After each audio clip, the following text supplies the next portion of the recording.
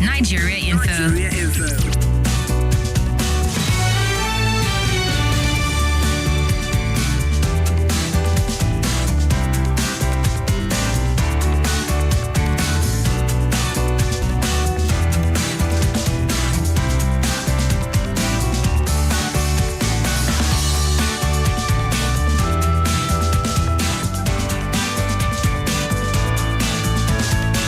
All right, thank you so much for staying tuned into 95.1 Nigeria Info. You're passionate, you're trustworthy, you're conversational radio. And it's a Wednesday. I know quite a number of people who are camped close to their YouTube, their Facebook, and their radio, waiting for Dr. Majid to come on for our midweek special.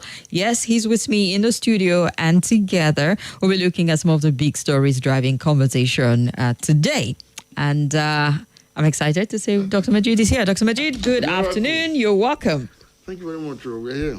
We're here again. Again, indeed. There's always something happening in Nigeria. Of course. To bring us every single day and weekly to talk about these issues, really. Just before we get right deep into the big stories that we'll be looking at today, I was just looking at the update of the Oxford English Dictionary.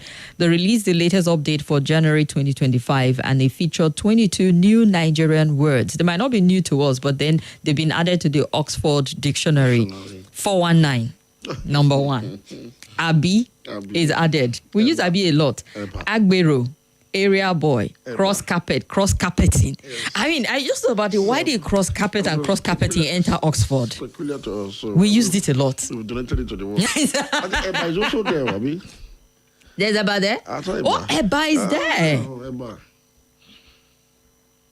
Why did Edo enter? Now an adjective. Edo. Is E-D-O. Does it mean something else? I don't know. But Eba is there, you're correct. Gele is there. Jand. As a noun and a verb. Janded. Yes. Mm-hmm. There's Jakpa as a noun and Jakpa as a verb.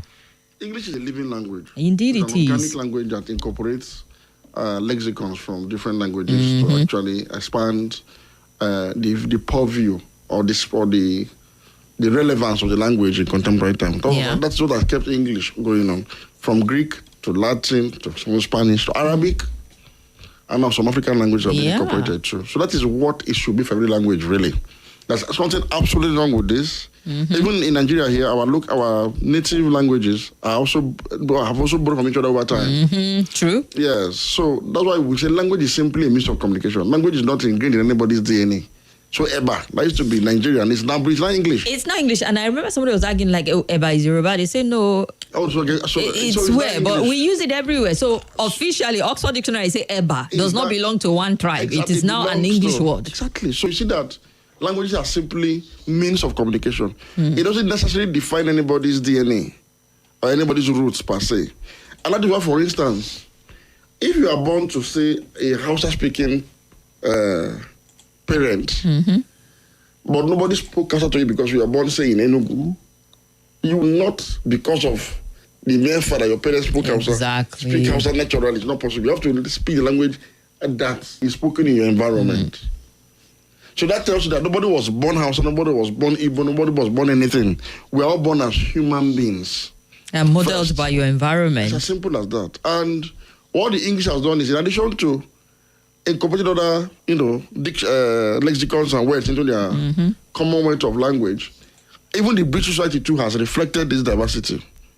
So it's not possible to be Indian and British, Yoruba, Kemibadenok and British. In fact, let me tell you the one that is even most interesting. It's not possible to be Ibibio and Welsh. It's not possible to be Pakistani and Scottish, not just British. I mean, don't we have I don't know if we can claim anymore because Kemi is someone that, by the time you want to say our Kemi, Badenoch, she will cut us warning. Because I understand citizenship, and I've been an advocate of democratic citizenship anywhere in the world, beginning from Nigeria. I have no relationship with Kemi. Kemi is not a Nigerian. Kemi is British. And so but Anthony Joshua came the other day. I met our president and he says, don't forget your roots. It is Anthony Joshua's choice to decide today to become Nigerian once again, it is his choice to give up his British citizenship, pack his load, and come and live in Shagamu for the next 1 year. It is his choice. But I'm saying for those whose choice needs to be British true and true, I am saying kudos. Because that is what I have been advocating for. The same way Kemi is Yoruba by heritage, but she's British today. And she's the leader of the opposition in Britain. And hopefully, if things go her way, she will become the first Black Prime Minister of the UK. She's closest to it right now. She's British. I have no sentimental attachment to Kemi. That's why I don't criticize Kemi, because when Kemi criticizes Nigeria, because of my experiences in Nigeria, I don't use different standards for Kemi that I will use for David Cameron, who similarly described Nigeria as a fantastically corrupt country. Both of them are British, and this is the opinion about Nigeria. Yeah. If I have an opinion about Britain, I will express it freely, without necessarily tagging Kemi. No, she has expressed her opinion. It's her opinion, and she's entitled to it. Many people have expressed such opinion, both in Britain and even in Nigeria, about Nigeria, and I think it's because many of us are, when it comes to democratic citizenship issue, most of us are illiterate in Nigeria. Many of us, as educated as we can be, we don't understand that concept. So many people find it difficult to understand how a Yoruba Kemi Badenoch can be British. In the same way, they can't reconcile the fact that you can be Igbo and Lagos, or Yoruba and Kaduna. The other day, I was watching an interview. I think it's a bit more embraced in the Western world, not even in the Eastern world. It is supposed to be embraced globally, even in the East. I'll tell you something. If you look at Saudi Arabia, if you look at Egypt, if you look at many of these Middle Eastern countries, they are highly multiracial. You have Africans that are Saudi citizens today. You have Southeast Asians that are Saudi citizens. You have Hijazi Arabs that are Saudi citizens. You have North Africans that are Saudi citizens. You have Eastern Europeans that are Saudi citizens. For instance, Jamal Khashoggi is of Turkish ancestry. The journalist that was killed, who lives in the US. And interestingly, he wanted to marry a Turkish woman. And he went to Turkey to perfect his marriage contractual obligations. He didn't stray into his ancestral village in Turkey to conduct a customary marriage with his fiancée. He went to Saudi embassy, his nation, his country's embassy, to obtain relevant documents to carry out what he came to do in that country, where he was eventually, killed. It tells you how advanced these countries have developed citizenship. And what I'm emphasizing this is, Nigeria must learn from this. Now, there's nothing wrong, for example, if as a language, Hausa incorporates certain things from Igbo that is not originally part of Hausa language. There is nothing wrong with it. There's also nothing wrong with Igbo incorporating certain things from Hausa language, Yoruba language, and other language. As a matter of fact, our ancestors were more civilized than us. Not only did they live among each other and integrated seamlessly, they also adopted each other's languages. For instance, everybody knows that Albasa has its origins in northern Nigeria because of the Arabic root word. Yeah. And it came to Southwest, that particular agri-produce was introduced to the Southwest, and they named it Alabosa. It's straight into the eastern part of Nigeria. It was called the Abbas. It is the same root word. I didn't even know what it's If you look at rice, for example, Hausas call it Shinkafa. Igbos call it Osikapa. Where I come from, we call it Zinkaha. You can say that it's the same word being played around. Let me now shock you the most. I come from a part of Nigeria called Okene, where Ibira is our language, Ibira language. I use the word Ibira language because anybody who lives in Okene and speaks this language, as far as I'm concerned, is an Ibira speaking Okene person. Whether the person's ancestors were Igbo, Yoruba, Hausa, it doesn't matter. And there are lots of people listening to this program whose ancestors, whose parents were actually Igbo speaking people who are as Okene as I am and speaks Ibira as fluently, if not more than I speak it. If I will tell you this today, the central Okene, that's in where you call central part of Kogi State, where it's like the Ibira homeland, the chairman of the Bakers Association is Pascal Inadozie, whose father came to Okene more than half a century ago and established one of the first confectionery businesses in Okene. They have become so Okene that when the guild of bakers has been formed, an election was held, and the majority Aboriginal people voted for an Igbo man who is now Okene and Ibira speaking to be the chairman of their guild of bakers. That is what's for the emphasis. So what I'm saying in essence is, through Hollywood, or is it Hollywood now, do you know that the word Omugwo has been incorporated into Ibira language permanently? Oh. It is so serious that one of the Just justifications... like Ashwebi has gone round. Gone round. Ashwebi, I didn't even... For the life of me, until someone mentioned that it was, I think he has a Yoruba origin. Ashwebi means like friends and mates. So our clothes. But everybody uses Ashwebi everywhere. Because it's a beautiful culture. I'm saying Omugwo has become part of the Imperial language today. To the extent, let me make you laugh a bit. One of the major justifications for polygamy among my brothers is the fact that when you are old and your first wife is going for Omugwo up and down, who will take care of you at home? If this is what we have another word for that institution called Omugwo. Omugwo is part of our language today. Interesting. It has its roots in Igbo because they have an institution around mother care for newborn babies of their children. Everybody does the same thing, but we didn't have an institutional description for it. We copied it seamlessly. Okay, ejima is ejima in Ibira as it is in Yoruba. In Igbo. Oromi is orange. Oroma is orange. So nobody knows at what point whose ancestors coming from the other. So why I'm saying this is humans are essentially one people. All ethnicities are one people. All ethnicities are essentially one people. So don't be surprised that the British or the English people are copying obviously and clearly into their language to expand its use. That's why English will be relevant forever. Now, if you go to the English-speaking homeland of United Kingdom, the reason why that country is likely to sustain its civilization for a long time is because it has also become a microcosm of the entire world, where everybody can British now. Such an empire does not collapse easily. Yeah. So I'm saying we need to learn a thing or two from this piece of information. Let's not be happy that they've taken our language into their language. No. You must also do I felt a sense of pride to see that EBA has gone global. Yes. You should be proud, but there's a critical lesson we must learn from it. Okay. That is, you should also know that incorporating languages from your own neighboring languages is a good thing to do. It's nothing to be ashamed about.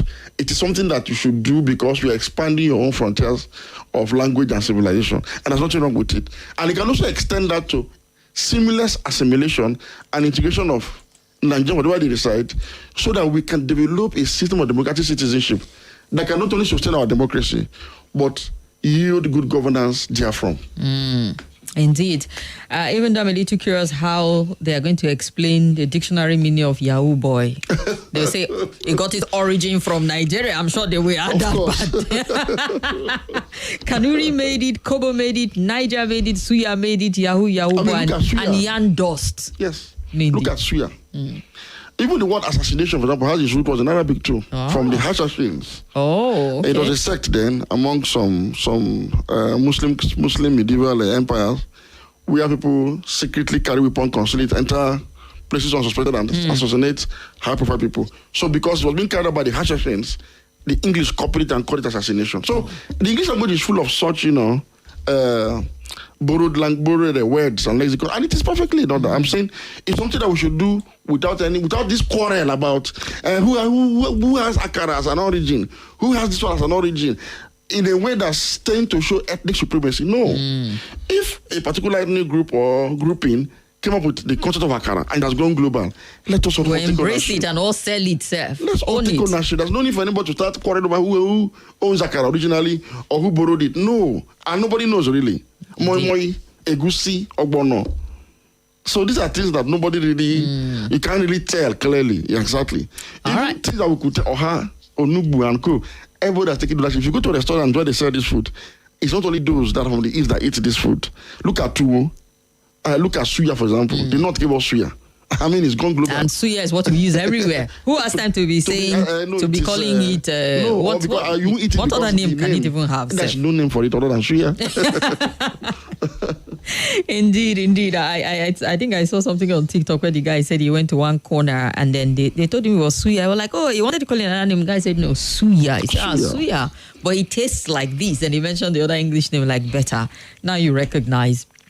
All right, so let's come back to looking at more of the big stories. I'm sure Dr. Majid, you followed with the interest the whole threat or no threat or what constitutes a threat when Peter Obi came out to say he's been threatened and his family. In short, being an opposition is not easy.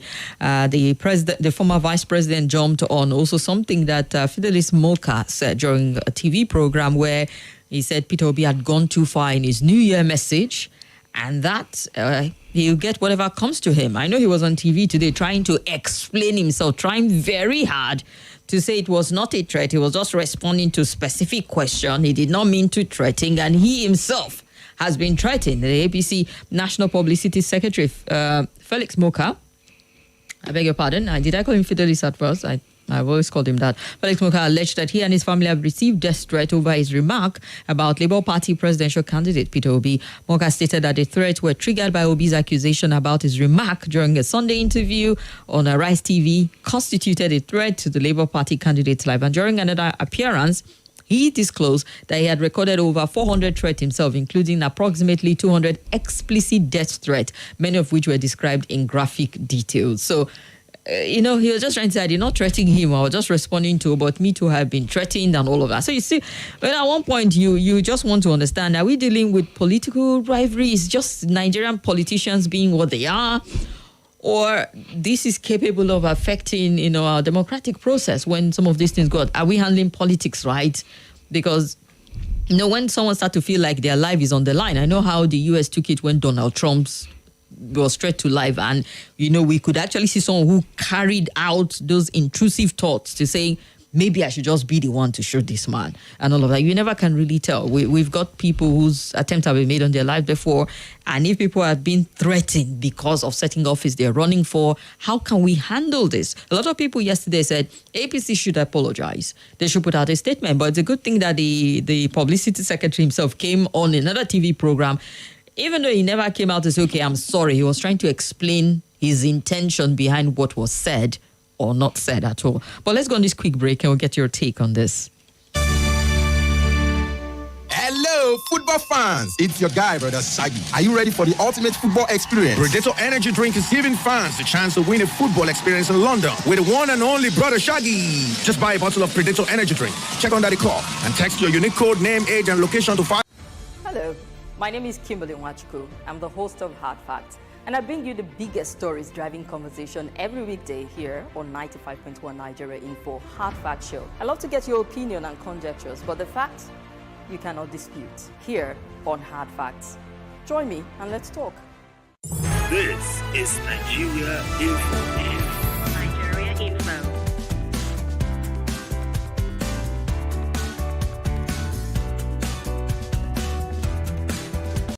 This is Nigeria Info.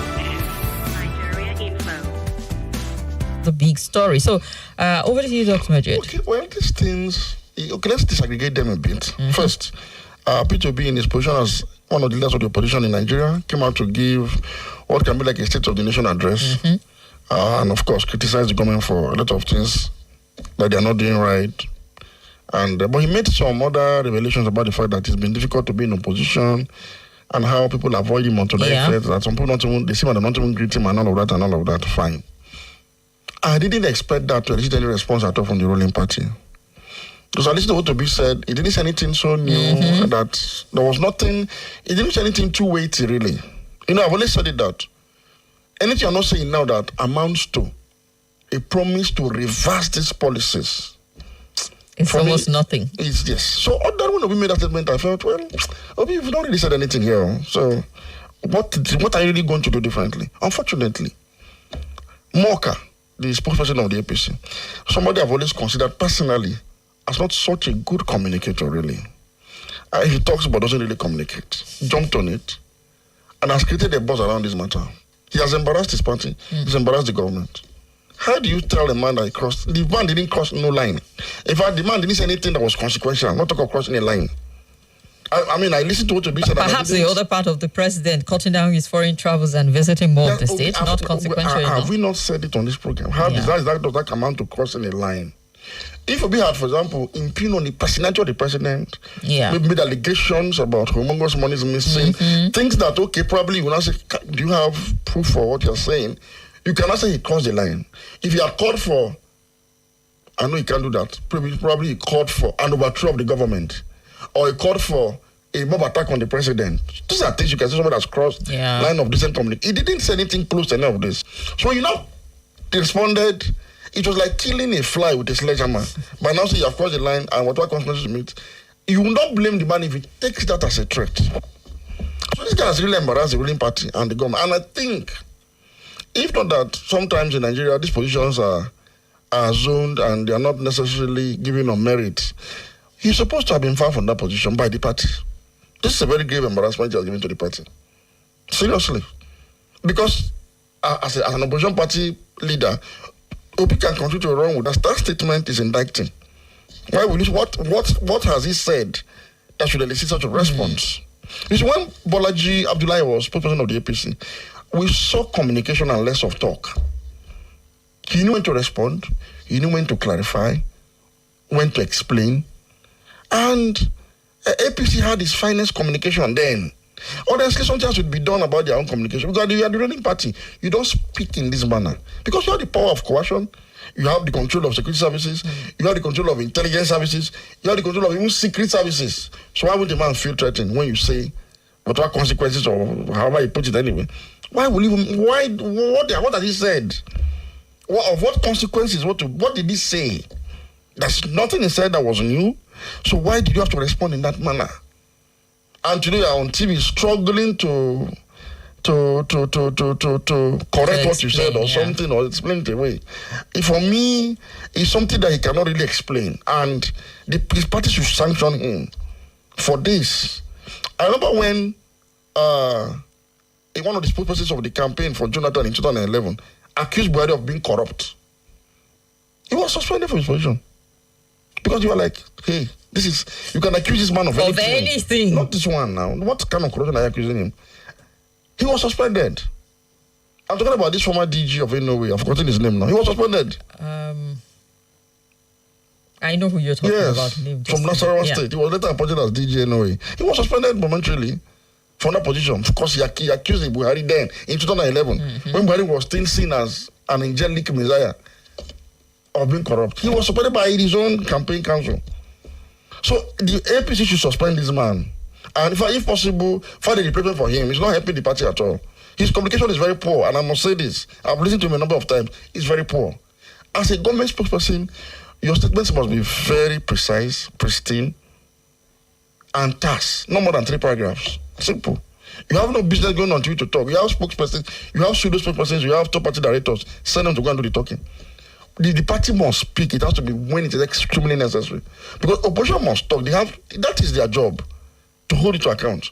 If you must respond to everything opposition is saying, then you have no job doing, then you don't know what you're doing really.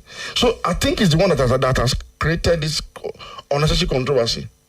And you can't blame the man for saying, I feel threatened. However, on the other side of it, I followed the political style, leadership style of President Bola Tinubu since he was governor of Lagos. I lived in Lagos before, during and after he became governor. And that is the reason why Morka needs to be called to order and to be sanctioned, because harassment of political opponents and assassination and all sorts of the kind of things Obi fears may happen to him has not really been part of what defines Tinubu's political style. You can accuse Tinubu of any other thing in this world. You can't really accuse him of that. Maybe because of his pro-democracy background and disposition. Many people are not paying attention to what I'm saying, and I'll give examples today. Tinubu was governor of Lagos. His chosen successors have been governors in Lagos since 2017 today. Lagos is the headquarters of opposition to Tinubu at all times. In that Lagos, where you have a man called Bode George. There's nothing in this life. There's no tantrum. There is no insult. There's nothing Bode George has said about Tinubu. Absolutely nothing. You can't hear. You've not heard you've not heard from Bode George complaining or being harassed. Didn't he say he was going to leave if Tinubu won? Thank you. When Tinubu won, they went to beg him not to leave by Tinubu's own supporters. It tells you the consolatory nature of Tinubu's kind of politicking. I've not heard Bode George complain one day that even his movement in Lagos was restricted. His house have not been marked for demolition. There's some states you can't have a Bode George talking on the golf, talking down on the door of that state. They would have demolished everything he owns as a property and say that it is sitting on waterways or something. On master plan. It's the same thing with Pastor Tunde Bakari. Tunde Bakari wanted to be the same president that Tinubu is. And through his sermons, he was one who revealed so-called Tinubu's name now. And someone other linked him to somewhere other than Lagos and all that. His church is still standing in Oregon. Nothing has happened to him. Himself, his businesses, nothing. I can count many more of such instances. You have one of Nigeria's most vibrant media houses in Lagos that during the campaign had a lot of, it was as if they were against his candidacy and all that.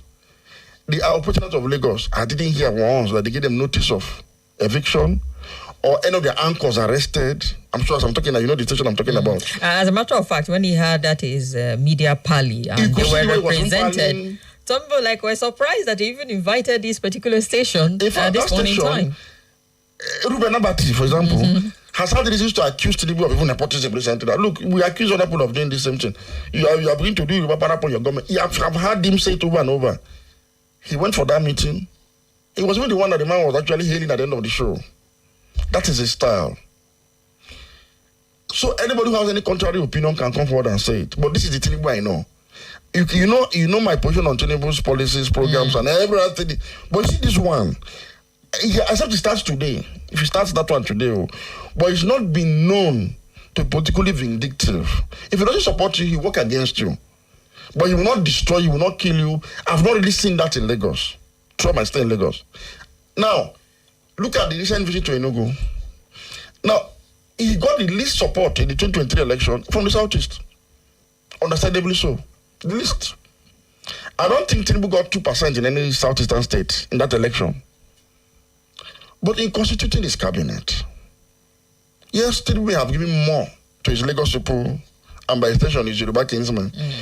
But there is this delicate art of balancing that is also put in place that seeks to, if you look at what he's giving to some people and look at what he's giving out to you, it's okay, he's better than the predecessor. In the one area, Tinubu is better than Buhari. It is his ability to manage diversity better and a little bit of more inclusion. It can be better, I mean, we shouldn't be this way, but there's an improvement, and I'll tell you how. He didn't get much votes in the Southeast. I saw one guy that voted for him in the Southeast. People helped me because it was like, so there's anybody in this part of that would dare vote. But this man came on board and appointed the Southeasterner as one of the service chiefs. I gather from a reliable source that there is nothing some hardliners did not do to prevent him from doing that. He insisted that he must be given a sense of belonging. He insisted. Hardliner said no. He insisted. And he gave Ikechukwu Ogala the position of Chief of Naval Staff from Enugu State, Southeast Nigeria, Igbo-speaking man. In December, he also approved the appointment of another Southeasterner as the head of correctional services in acting capacity, while waiting for confirmation. Now, he's appointed a David Umahi as Minister of Works. Of course, in the cabinet. This is. But then the constitution mandates that the state should get representation. And they could have been Minister for Sports now, or Minister of Special Duties. So are we saying that some ministries are? Of course, very well now in Nigerian context. But of course, I thought it was only in the National Assembly or their committees that we actually hear juicy committee. Because the juicy ministry they are seeing. No, we know. This one is not a long. This one is not a matter of conjecture. This is the Nigerian situation. What I'm saying is, I see a man who prefers to be conciliatory and to be adversarial in politics. He was in Enugu over the weekend. And he met with, I listened to him very well in Enugu. I usually doubled down on his policies and said that it is why Mba was able to commission such a number of projects because he has more money. Fine, okay. I disagree with him on that and I will continue to disagree. But something impressed me. In the meeting of himself and some selected stakeholders, international rulers, leaders of thought and all of that, he said we are one people. I thought I'm making that anybody was born maybe Yoruba, Igbo, that we're one people. That Nigeria is like a household where members are living in different family, in different rooms in that house or something like that. And he said, I'm at home here. And they gave him three lists of demands. One of the most important is to link the eastern corridor to the southeast region between the Lagos, the Maiduguri, Port Harcourt rail line also. And he agreed right there to do it. It was a meeting that showed I am not angry. I don't hate you, this region, for not voting for me. So I'm here as one of your own to see if we can have some rapprochement going forward. It could also be a master move for the next election. Butter them up and like do this master move. Yeah, I'm saying this kind of master move politics is of inclusion is commendable. That's what you want. But he didn't care to do it. He didn't. And as we speak, I also read somewhere that his Attorney General is advising him to say, okay, this demand for the release of Nnamdi Kanu by Southeast leaders should be given a consideration. Meaning, okay, probably he's also looking at that. What am I saying in essence? This is a man that appears to me, from his antecedents to today, to be somebody who is consolatory in his political approach to issues. Again, some of us have been some of his greatest critics since his assumption of office. I can tell you, except it happens today or tomorrow, I don't think I've faced any form of harassment or threat to life on account of what we do by holding government to account. And a lot of my other colleagues can attest to this. Why am I putting this to rest? That Morka should go and explain on whose red line has somebody crossed that consequence is going to come from. So for a president who has this antecedent, he should not allow this man to dent his image by that statement. So he has to be sanctioned. That is the point I've just tried to make. And this is the truth I know about this man. And this is what I know about him. But then some people also look at the government as a whole. And by that we mean the president and how they handle dissenting voices. For example, when we had the End Bad Governance, and arrests were made and people were detained, and the former vice president did mention of Mahdi Shehu, who had been held, and all of that. So you really start to really let me talk about Mahdi Shehu. What Mahdi Shehu did was irresponsible. Look, let me tell you, if you must oppose Tinubu as a president, oppose him on the issues you disagree with. If you ask me today, any candidate that tells me today that he's going to restore subsidy on petrol because he believes in energy security and going to float the naira and set up state-owned enterprises, I will vote and campaign for the person openly against Tinubu. Simple. But I will not oppose Tinubu on the basis of religion, ethnicity, and region. Okay. This must be discouraged. Nigeria does not belong to one section of the country. Tinubu's tax laws, for example, there are aspects you do not agree with. Highlight those aspects on principles. And argue from an informed perspective. Don't say we from this part of the country don't want this. How does that work? If it doesn't work for you, who tell it's not going to work for me? That's the point I'm making. Mahdi Shehu went ahead, relying on the statement made by the military ruler in Niger, to now show a video that purports to show the construction site or something like that of a military base that belongs to France in Nigeria. Which is absolutely false. Yes, so he should be held liable for it. There's a limit to propaganda. He should be held liable for it. Yes. I will not criticize anybody I don't like with falsehood. Never. There's no need. There are too many things guys to criticize anybody without trying to falsehood. The type that can create unnecessary disorder or, unrest. You shouldn't do that.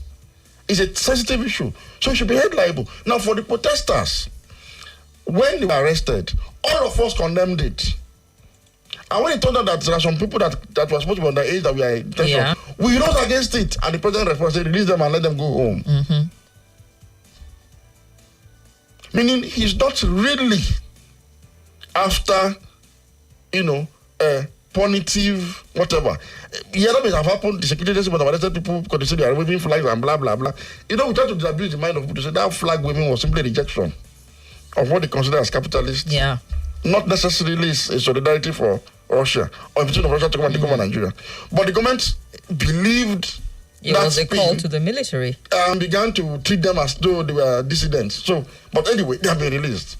The man is not a perfect man. What I'm saying in essence is, I do not know this man to be somebody who really goes after the opposition. If he does, Lagos, where he comes from, will not be the operation of opposition. He will not lose Lagos and there won't be consequences. He lost Lagos. Not a single building that will put down because that building belongs to people who worked against him or campaigned against him. I've not seen it. Even when his businesses were attacked in Lagos during the NSAS protest, he was conciliatory. In fact, Tunwulu organized a peace walk a year later to commemorate those disturbances and all of that, even though some of the participants disagreed and pulled out. But you could still see that this is their method. They think they can win you over. They feel they have what it takes to build consensus. That is the man's style. So I do not necessarily think that Tinubu will have to hurt either Obi or Atiku. The man pays tribute to his opponents regularly. I mean, he said Atiku was a worthy opponent and all of that. And so I do not think it is in his character. So for his performance party to now make it look like this is something that is being considered, then it's an environment that he should act. He shouldn't take this matter lying low. He should fire that man. He should sanction him for creating an impression that is at variance with his true personality. All right, we've gotten Dr. Maji's point of view on this. James Emmanuel, we see you on YouTube. Yes, we're live on YouTube and Facebook at Nigeria Info Abuja. Usman Abdullah, he says you're doing well, sir. Worry Jonathan, Dr. Majid, good afternoon, sir. Happy New Year. Thank you for the good work you're doing for humanity and Nigeria in general. Remain blessed. Raymond Barnabas, good afternoon, Dr. Majid. Happy to see your face again, though I normally see your good contribution on TV also. More grease to your elbow, sir, he said. And we're also on Facebook. I did mention that. Olujimi Odeni says all Nigerians are entitled to freedom of expression. We should be allowed to air our views without fear of threat or persecution. Kudos to the president for his political sagacity and maturity, says Jimmy from Ibadan. Balogun Nuruddin says, Dr. Majid, I'm watching you from Ogun State. Good to know, Balogun. Thank you for joining us. And nice analysis there. Elijah Israel from Abbasi. And Moses Nor says, Happy New Year, midweek to you all. Good work. Keep it up. We truly do appreciate it. Let's take 2 calls in and get to the next story. Hello. Hello. Good afternoon, Dr. Majid. Good afternoon, sir. I would greet the oracle. You're welcome. My name is Salasi. Honestly, I want to sincerely appreciate you for always enlightening us. I watch you on TV, most especially on Tuesday. I don't miss that program. For the case of the situation of the country, most especially the aspect of arrest of Mahadi Shehu. I watched that video too. I was surprised. I said, I don't know that Niger have their base in France, have their base in Nigeria. So it's now that you can explain, even that they are called the oracle. I told her that with the video I watched, it's like this guy in this country. You see, so information is power. With this information now, we get to know what is happening. God will help us. This great country in Nigeria shall be great. Thank you. Thank you very much. And a lot of people ran to town with that when the video came out. And it almost was believable because they just felt this is hard evidence in the video at that point in time. Hello? Good afternoon, Kim. Good afternoon. Afternoon, Oga Mujib. Good afternoon, sir. This is Prophet Michael Uchenwoke. Kim, how are you doing? I'm all right, Prophet Michael. Go ahead, sir. Yeah. Origin of the things you mentioned, like abandon the rest, I will tag that to origin of people. What is your origin? What is your root as a human being? We go back to Bible history. Then we know who we are.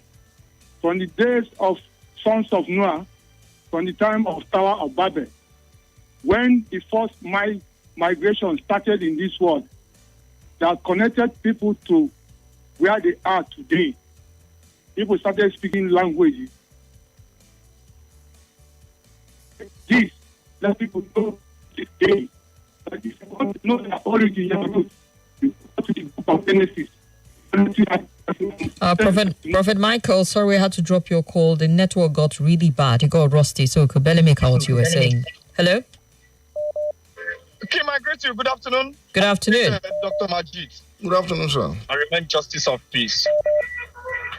I think you've said all that need to be heard about this Obi and APC spokesman. You see, I developed a mindset that most times when I hear certain things happen to Nigerians, I don't like to feel for them most times. The reason is because we have grown to a point where people, because of the little crumbs that will go into their mouths, they rather support the country to perish just because of the little crumbs are eating, instead of standing on the path of the truth or saying the truth. Nigerian, you see people today. I could remember a whole lot of things in 2015 when Buhari contested as a president. So many people say a lot of things. I was in Niger Delta during the years among those who say APC is a bandit or Boko Haram party. And a whole lot of things happen. You know, they say Lord just because they were eating from Jonathan's table then. And today, the same people even accusing this president supporting Boko Haram party are the ones saying, hey, you are the best, you are the angel that we have never seen. So I really love what you said. You said it all. All right. Nigerians are like this. Some of them can even sell their brother just to eat a crumbs. All right. Crumbs. All right. Thank you. Thank you very much. Thank you very much. Yes, we'll take more phone calls in a bit, but let's throw in another story. And let's touch base with Edo State. I mean, with local government chairman being accused by the governor, looking at suspension there. It's quite interesting also to looking at how much power the governor will to just, collapse it to saying you diverted fund.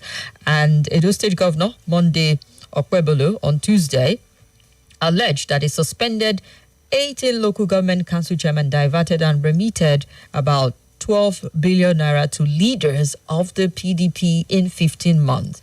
However, the chairman of the Edo PDP Caretaker Committee, Tony, denied the allegation, insisting that such money was not given to PDP leaders by the suspended council chairman. He went on to urge the governor to back his claim with evidence and advise him not to take the law into his own hands, but to refer any matter to the anti-corruption agency in the state. The Edo State House of Assembly on the 17th of December 2024 passed a resolution suspending the chairman and vice chairman of the 18 local government area of the state. The resolution followed a petition from the governor over the refusal of the chairman to submit financial records of their council to the state government. The suspended chairman took legal action with the Federal High Court in Abuja, ruling that the status quo will be maintained pending the determination of the suit. Now, leaders of the legislative house in the council have since resumed executive function following the impeachment of some council chairmen, while two of the suspended chairmen defected to the ruling APC eventually. And speaking while hosting the acting chairman and councillors of the 18 councils who were at the government house on a courtesy visit, Okpebholo stressed that he had called the suspended chairman to explain setting spending, but he could not. The Chief Press Secretary, Fred Itwa, disclosed that the detail of the meeting in a statement on Tuesday titled Governor Okpebholo over 12 billion naira remitted to PDP leaders in 15 months by suspended chairman. So is it accountability problem, or we're just looking at politics here at the end of the day? Politics of resource grabbing for self-service. It's not about accountability. Simple. Our governors have made up their mind. The government must not work under their watch. In spite of all the effort from the executive order, from the last administration. There was no need for effort. Autonomy for the government was always in the constitution. No ambiguity. I've always said this. It was a decision of our political class across the party lines to make sure it doesn't just work. Because I don't know of one governor who has a different position. Not one. So that's what you have seen. Now, you used to say these are elected chairmen, right? And that, like what the PDP is saying, the governor, if you think that somebody has stolen money, you should refer them to the anti-corruption agencies. Fine. But the question is, were they truly elected? The governor knows how his predecessors, his colleagues conduct. They know. If you're going to conduct election, he knows how he's going to do it. Those that are there that are trying to decamp, defect, this and that, they all know that we are not really elected. But technically, passed through a democratic process. That's not democratic about that process. that it passed through an electoral process don't make it democratic. Okay. That it was a democratic electoral process in the world. In fact, those who conceived democracy never thought this was possible. And we keep telling these people that there is a need for democratic consolidation. How do I mean? When are we going to have a party in Nigeria that will decide to pay absolute fidelity to the Constitution of Nigeria? For starters, how do I mean? As concerns local government elections, you are going to constitute the best Nigerians or the best Nigerians available in your state to man the State Independent Electoral Commission. That is people of truly impeccable character, that have integrity, that are non-partisan. When will a governor have the boldness to do this? And when you do that, you fund them and you conduct government election in the freest manner possible, where the various communities will willingly, without compulsion, without coercion, vote for where they like across party lines as they didn't fit. And then allow the people themselves to serve as a safety net for the local government. Because since you know you were elected, you also know that you can be unelected after 3 years. You now know how to manage these resources. Now, on one hand, that's on one hand. Then, now, on the second leg, you see, what you have as joint accounting at the state is like federation account. I've always said this. It's no different. All money coming to the federation comes to a federation account that belongs to all of us, right?